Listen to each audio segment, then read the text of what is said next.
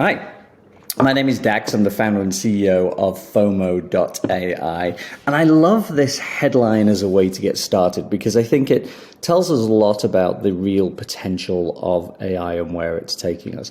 We as a company, for instance, are building non-human supplemental marketing team members, which I realize is a big statement to make, but we're actually well on the way towards doing that.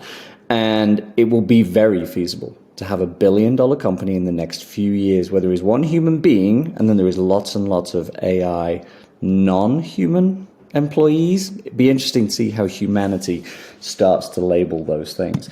And briefly about us, we are, as I mentioned, building these supplemental marketing team members, but also a whole variety of AI marketing tools. Keep an eye on the website FOMO.ai so you can see what's coming and what's new. We also do everything as a managed service. So if you're watching any of this and think, I don't have time to take advantage of AI, then feel free to let us know. And then also we're going to talk a little bit today about the difference between AI and automation. But none of that is the major headline today. The major headline today is that Google is having to change in fundamental ways in order to respond to the existence of AI. And I'm going to go as far as to say Google, for most of us today, we think of as a search engine. We need to find something, we put in a search query, it gives us a list of results, and we go to those results. And we've all used Google so much because it works well, right? We don't even have to think about it, really. We ask, we know we're going to get some sort of result. It's stopping being a search engine, and it is becoming a knowledge engine. And that presents this once-in-a-decade opportunity. This will be like TikTok when TikTok started, Facebook and Insta when they started, right? Now is the window because most people have not woken up to what is happening. So this is what I call my playground deck. There's all sorts of fun stuff in here. And given how fast AI is changing, then I like to sort of keep this up to date with new examples. On the way to talking about the Google stuff, I'll show you a couple of interesting things. Video creation through text prompting is now here. And I like to use this example because there's a lot of complex movement in here. And you've got to wrap your head around the idea that this building, this town, this dog, these windows never existed in the world ever before. They were dreamt out of the AI based on things that it had seen and been trained on. But in reality, this is all brand new stuff that exists. And if you go back and watch it again, you'll see some silly things like it leaves its back foot behind, right? It's not perfect. And you could critique the exact movement of the dog. But it's pretty damn good for an early version. And it's very good for creating social media content where I just think in passing, people won't notice those small little things. So lots of things we could be talking about. If you want us to do a custom training for you or your team, then feel free. We will happily do so, including like the future impact of AI on society, etc. Let's clear up, though, a common confusion about the difference between AI and automation. Automation has actually been around for a lot longer than any of this new AI stuff is. It's now just being thrust into the spotlight because the automation piece is how a lot of AI stuff gets glued together. So I'm going to show you a real example. But AI helps with human decision making, right? It feels a bit like that. And the better and better it gets, the more it will be feeling like human decision making. Automation is just sort of executing the steps, right? The glue. Great example. This is a client, a podcast production company. And what you're looking at here is a screenshot from their Slack channel, right? And what we've built out is something that saves them 5, 6, 7 hours every time a client onboards and significantly removes almost to zero any potential error rate. Their systems are up in the top right-hand corner here. It doesn't matter if your systems are the same or similar or different. It's all the same principle. So they use Slack for their internal communication, ClickUp for project management, ActiveCampaign for CRM, ChargeBee instead of Stripe for transactions, Google Forms, Google Drive. And you will see 2 automations run. So in this scenario, somebody has gone to hivecast.fm to inquire about podcast production and has signed up for one of their services. And this first Zap in Zapier, which is in this case, part of the glue system we use, there are 2 major automation platforms, Zapier and Make.com. Zapier is probably a little bit easier day to day. Make is like the bulletproof enterprise version that we like to build on. So in this case, this Slack message got generated, the top one, that says, hey, congratulations, you've got a new client, right?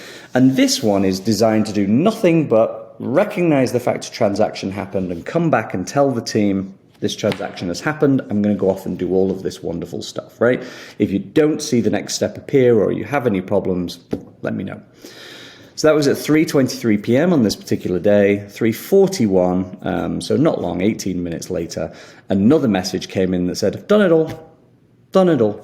And so what does doing it all means? Well, in this case, what's happened is the person came in through Chargebee and did the transaction. This automation grabbed all of their information, including what they signed up for, and put it into ActiveCampaign, their CRM system.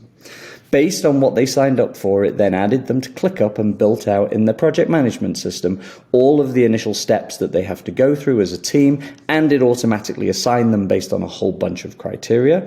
It went into Google Drive and it built the client folder, the client subfolders, and imported document templates. And it went back and set the right permissions for the client-specific folder and added that to ActiveCampaign. As all that was happening, everything was going into the CRM, and then a welcome email goes out to the client a few minutes later that says you've got 2 steps that you have to do next. The first one is here's a link to click to your onboarding call, and the second is here is a link to your client folder. It's already fully built for you and fully customized to the service you have. Fantastic, right? A human being didn't touch that at all. It happened within minutes. It's an amazing onboarding process for the client. Makes them feel really special, that you really care about them, and probably saves somebody a whole bunch of hours to do it. Reduced those error rates as well, which is the other advantage of automation. In this particular set of automations, AI wasn't used, but we also have automations, for instance, like one that reads my emails every day. And before I get in and online at 6 a.m., it sends me a Slack message saying, I think there were these 3 emails that were very important yesterday, and 2 of them you didn't even open. Here's a summary of them. I've written a draft response for you, and it's sitting in your draft folders, right? So that's a use of combining the automation stuff with AI. But again, still not the best thing we're going to talk about today. So let me come out of this and let's go down and talk about what's happening with Google. 2023, January-ish, we all mainstream got to hear about the existence of ChatGPT. Google were taken aback by OpenAI's success and the rapid uptake of ChatGPT. And that means that anybody today, as Google now responds to that, a little bit panic initially, right? They rolled out something called Bard, and now it's Gemini. They're testing a lot of things. I'm sure they're going to have some great stuff, and the new Gemini is really quite good. But their initial reaction was, oh my God, we need to catch up. And so they started to think about what is the consumer experience in search going forward, and it is not the consumer experience we all have today. 2 things are happening. The first is, for over a decade, Google was our starting point on the web for all of us, really, for what we were doing. It was a common phrase that Google is every website's homepage. You would Google something and you would often end up somewhere other than the homepage of a website. We now have this divestiture of attention. TikTok is a primary search engine for many, many people. Why go read something if you can watch a short video clip? ChatGPT is taking over a massive amount of attention because it's interactive. You can have a conversation with it. You can ask queries. And interestingly, ChatGPT largely uses Bing for its ability to search the web, or it's using knowledge up to a few months out of date that it's been trained on prior. Both could be good depending on your circumstance.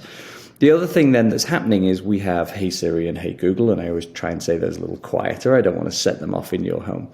These are important, even though Hey Google uses Google and Hey Siri ultimately uses Google. They are different because human nature says that when we type a search, we tend to type in fragmented statements. Hotel, San Francisco. When we use our voices, we tend to ask questions, and there is so much more information inside of questions. Best hotel for pets in San Francisco. Wow, totally different search, totally different set of information for Google to be able to help you. So Google wants conversational search. Google wants questions. Interestingly, my last ad tech company, we were collecting 14 billion search terms a month from Google, Yahoo, Bing to do ad targeting. And it simply wasn't enough to go as granular as you would think we'd be able to go. So that tells you a lot about how what we type is just nowhere near as much information as you would expect. But what we search with our voices really is. This is better for Google, and it will therefore ultimately be better for you as a consumer. Whether it's better for you as a business owner depends on if you take advantage of what Google is doing now. So what it is doing is not a sexy name. It's called SGE, Search Generative Experience. I'm going to show you two real-world examples. But it is that idea of making it more conversational, prompting you with questions, listening to your questions, giving you answers. It no longer wants to just have you search and send you away somewhere. It wants to hold on to you for a while and help you more before you go anywhere else. And it believes, and I think it's probably right, it believes that is now the experience we're all being trained to want. The reason why I call it the biggest threat if you already rely on organic traffic and the biggest opportunity if you don't is because a study in December 23, when it looked at all of the domain sites and pages that are indexed in Google, in the old Google, as I'm now calling it, right? The Google you're used to is old Google. In the new Google, the SGE Google, 96% of those domains from old Google don't appear. So all of that SEO work people have done, all of that time and attention they've put into it, probably will have very little impact in the new Google.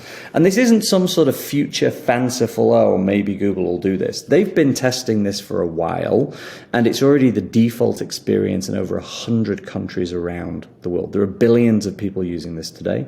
If you'll sign up for the preview at labs.google.com, you will see now the frequency that it's showing you SGE is becoming more and more common. Google kind of have it nailed. What they're really trying to figure out is how do they bring AdWords revenue back into it. And people sort of say, well, why would they threaten the AdWords revenue? SGE is definitely a threat to that. However, they have to. They have to give the consumers the experience, otherwise they're going to lose their AdWords revenue anyway, because you're not going to want to use them, right? You're going to use ChatGPT and other things.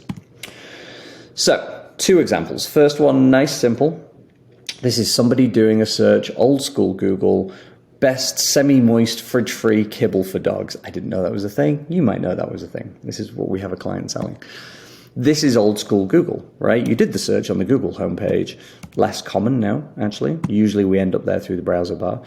And you get onto what is called a SERP, a search engine results page, right? I'll sort of demystify some of the marketing terms that exist. And this is what's called a classic blue link in the search marketing world, right? It's a blue link that you click on.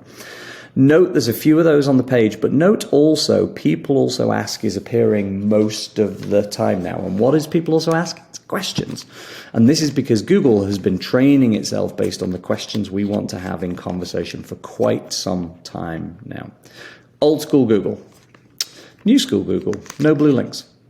Arguably, there's some things in the top right-hand corner to click on, but you'll see why in a second example that might not be the case.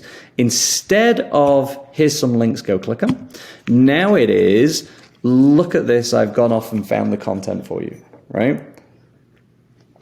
At this point, Google is saying, I read some sites, and I'm summarizing that information back to you.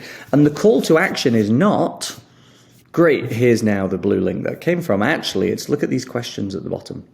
It's ask a follow-up, whether you can type in your own, or it's prompting you with, from people also ask data, what it thinks are the most common questions you might want to answer next. Google's holding on to the person, doesn't want to let them go in the same way, okay?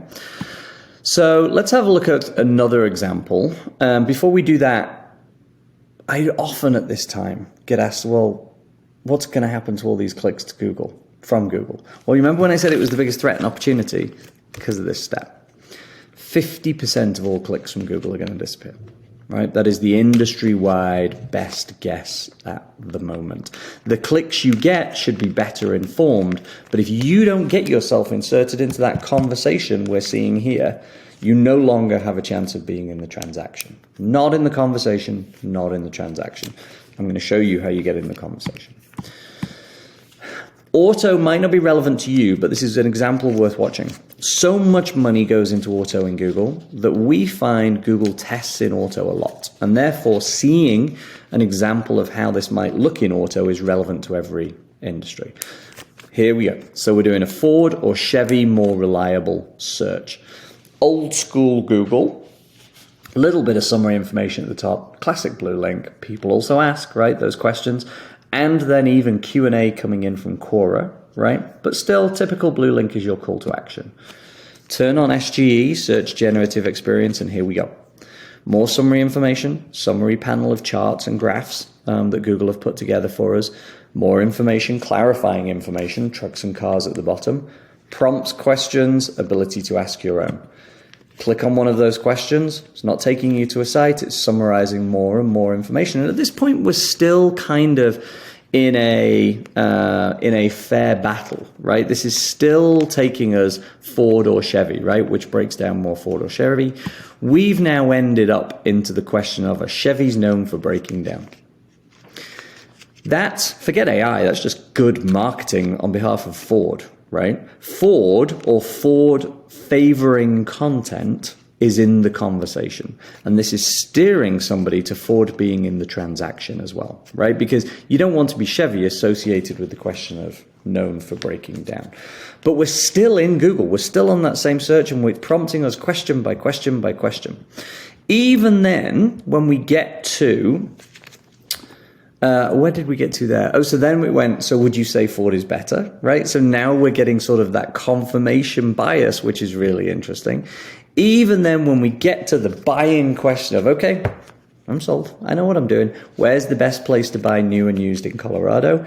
We didn't have to say where's the best place to buy a car, and we didn't need to say Ford because Google was just talking to us about this, right?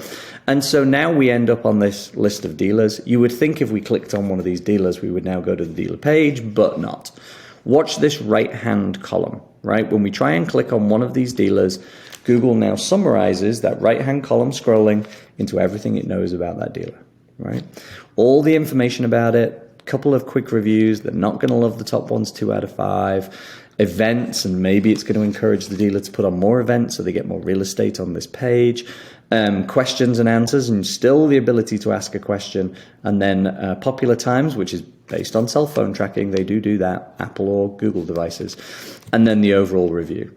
I bet 90% plus of people now don't need to click to the dealer website, right? They've got all the information they need. They might end up doing business with that dealer. You've got to buy your car somewhere, right? You can't just drive around in an AI car, but may not involve a visit to that website. And that is very impactful to most people's thinking about their marketing. This is SG. So how do you get in the conversation so you're in the transaction? Well, there's a couple of things. One is called helpful content guidelines, and we're going to talk about that in a minute. But the other interesting one is EATS, double EATS, as it's often called in marketing. And it stands for experience, expertise, authoritativeness, and trust. So if Google's going to go from being a search engine to a knowledge engine, what it has to do is figure out whose content does it trust, right? So let's have a look at example scoring. Let's take the broad topic of skiing, and then let's take the narrow topic of skiing with little children, right? If you were to score me on those two things, let's say in comparison to somebody with deep multi-year experience in both. For skiing, I've been lucky. I grew up in England, so where we skied was France. So I've skied a lot of years. I probably have a 5 out of 10 in terms of skiing, right? I'm not a back bowl skier. I'm not an Olympic skier. I'm not a backcountry skier, right? So I'm not probably going to get higher than that. Expertise, not really, right? I never trained anybody to ski. I don't have any qualifications in skiing. And therefore, I'm probably not the authority, right? If people think, oh, I've got a question about skiing, who do I know? I'm going to go ask Dax that question about skiing, right? It's funny, I even said my own name wrong. That's not me, right? So I'm going to have a low double EAT score for the broad topic of skiing. Now let's think about the very narrow topic of skiing with young children. I have a lot of kids, and I've taken 3 of them skiing, and including when they're little, right? And skiing with little kids is different, as any of you as parents know with skiing. Is it fun? We'll see. So I have more experience on that niche topic probably than most, right? Because most people who are interested in this haven't probably yet done it. So I don't know, maybe I'm a 7 out of 10. Expertise, some, right? I have some experience that makes me a bit of an expert on it's better to stay nearer the slopes. This is ideas for clothing. Take snacks. Think about where the bathrooms are, right? I've got some expertise. And so therefore, probably, and the people who know me in my friend group, if they were to take their little kids skiing for the first time, they might say, all right, I'm going to go ask Dax something, and therefore maybe I deserve a couple of points on authority. If you are a ski instructor and you spend your life skiing with little kids, your scores should be way above me. Right? So as Google is ranking us, and if we both wrote articles on the same topics, my article should in theory do less well. I should be in the conversation less. So the trick is to really hone in on the niches within your topics and then build up your double EAT score based around it. And we have to send those signals to Google. So lots of lovely sites that we consult to, do work with, etc. Let's use an example here of GQ. In this case, gut health article on GQ magazine. You will see that what they've started to do, highlighted here, is the authors who wrote it. And those author bios are now actually clickable. And on the author bio page, we now have, I've underlined all of the things that broadcast that double EAT score for these topics to Google, including, I've highlighted at the bottom, the link to Tom Ward's personal Twitter/X account. That never happened a few years ago. GQ was never going to let an author link out to their personal content, but now GQ knows that that adds to Tom's authority, and therefore this article will do better, and therefore their whole GQ domain is going to do better from an authority point of view. So how do we make this happen? Well, there's still a little bit of old school SEO, right? We have to make sure your website's technically okay for Google. The requirements are going to change a bit with this, but some of that still matters. What we really care about is, instead of this nonsense idea from old school Google of, hey, here's a bunch of keywords, let's decide what you want to rank and make you rank for a few of them, right? That is going away. If you ask me in 6 months' time, where will I rank for skiing with kids? The only answer somebody like me could give is, for who? Because everybody's conversation with Google is different. The context that Google has on you is different. We are getting so many calls from companies now saying, I'm still ranking in the same position in Google, however, my traffic's dropping 20, 30, 40%, right? Ranking is not going to matter anymore. It is where you are in the conversation. And so we've built a bunch of AI tools that help us take keywords and ideas about what you think people are searching, turn that into sort of long tail keywords, which we evolve into the most common questions that are going to come up in the conversation. And then we turn that into a content strategy. And that's how you win, right? We've got to do all the helpful content stuff. We've got to do all the double EAT stuff. But this is like a really good battle plan that we've developed. And these questions matter. So let's take an example of people wanting to figure out savings plans for college. In the US here, we call them 529s. There are lots of different questions. Some of you, if you have kids or you're in this industry, some of these questions might be very obvious, right? You think, for instance, what are the different options available to help pay for college, right? So this is like upper funnel, classic marketing language, upper funnel. They haven't necessarily decided about a 529 yet. They might not know about a 529 existing. They certainly haven't chosen you at this point. And then it goes a little bit down the funnel, right? What factors should I consider? How can I ensure I'm making the right choice? And then there's going to be a lot of lifestyle conversation around this topic. What am I ethically and morally obliged to? How do other parents think about this? What are my kids' educational goals? How can I help them? And all the way down in sort of financial concern goals, right? Can I afford it? What does this mean long term, etc.? All of these are questions in the conversation, and there will be thousands of conversations, far many in any industry that you could ever sort of predict. I mean, take recruitment, for instance, right? There'll be questions about the company. There'll be upper level funnel questions that bring you perhaps to that company. There might be questions comparing companies. There'll certainly be questions about benefits, time off, etc., right? Our job is not only to use the AI to help figure out those questions, but also to map them to your funnel and to your goals goals, so that when we take those questions and give it to our content team, which today is, AI today is human in the loop content, right? So we are combining human beings and AI tools to make world-class content to achieve these goals. When we give it to them, they already understand, based on your goals at any given time, it's mapped to a funnel and it's mapped to a set of audiences. The type of content also matters. So this is a cool looking chart, and what you will see is in this big circle, every little circle around it is an element that can appear on a SERP, search engine results page, right? So classic blue links often shows up in old school Google. People also ask is up to 65% of the time for most industries. This one happens to be about the fashion industry.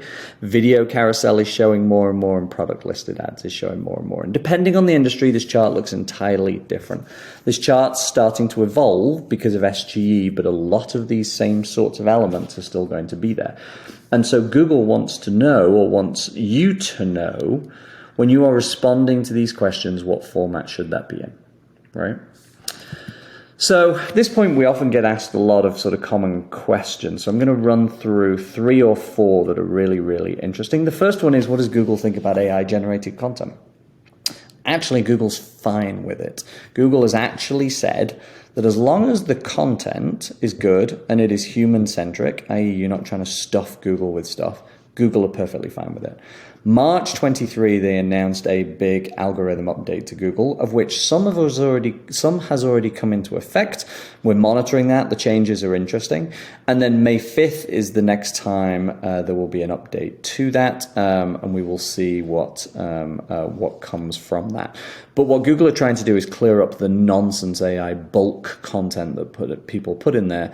You should be thinking about using AI to make better content more efficiently, lower cost, right? That should be the goal. And your volume may very well need to increase a little bit because of that, but not crazy amounts, right? And Google really wants you to focus on what it calls its helpful content guidelines. And this is the main bulk of those. And so this is what our writers are really thinking about when they are producing content. The next question then, obviously, is, well, if it's cheap and easy to make good content, why don't we produce 5,000 pieces a month? Well, people have tried it. As AI came about in 2023, some great opportunists really, really, really gave that a go, and they had some early temporary big financial wins. Google paid attention very quickly, cracked right down on that, and most of those domains that we know who tried this are now all blacklisted and really have no value whatsoever. So stuffing your site with thousands of pieces of content, sometimes even hundreds of pieces of content, is a very, very bad idea. Content is no longer publish it and forget it. Content is now about, remember, being in the conversation, and conversation evolves very, very quickly. And so what we have to do is keep updating and refreshing content. And that's why you're going to start seeing articles like this from Vogue. First of all, I didn't know there were beauty advent calendars. I have a lot of daughters, good to know. But actually, I certainly didn't know there were 41 best of them. Well, in reality, what probably happened here is they originally published 12 back in August, and then 15, and then 19, etc. When you refresh your content so you can tell Google it's the most up-to-date topic in that conversation, you can't just make a few changes. You have to make a substantial change, I believe is Google's word. So going from like 15 to 19 beauty advent calendars, that is a substantial change. And therefore, Google is going to accept that in the algorithm. So that's a good thing to do. And then finally, on these FAQs, people often ask, well, if we've got to have this double eat stuff, we have to have profiles of people. Can we just create fake AI profiles of people? And actually, the AI doesn't care, and Google doesn't care. It's a perfectly fine thing to do, and we think this is going to become very, very, very common. Give you a sort of side example. It was announced that in Milan, a talent agency back in February 24 launched a new client, and she was already booking €12,000 a month, and she wasn't real. It was all AI-generated images, and I'm sure it will become AI-generated video. And so I don't think Google's really going to care if an author isn't real, as long as you can establish that that AI author has those double eat score goodnesses that we talked about. The reason why Sports Illustrated got torn apart was not because of Google, but because somebody wrote an article about them and people objected. And I actually think that's exactly the same scenario as when people first started putting chatbots on their website years ago, when they were kind of crappy, didn't give great answers, and they tried to pass them off as human, right? We all remember those. And now that's not what happens. Now, usually the bot makes it clear that it is there to help you. And if you need to be connected to a human later, if it can't help you, then it will. And so it might just be about the transparency of the whole scenario.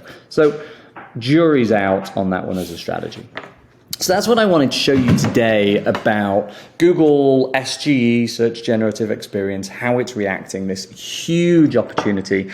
There's my email address. There's my cell phone number. Texts are great. Always happy to answer questions.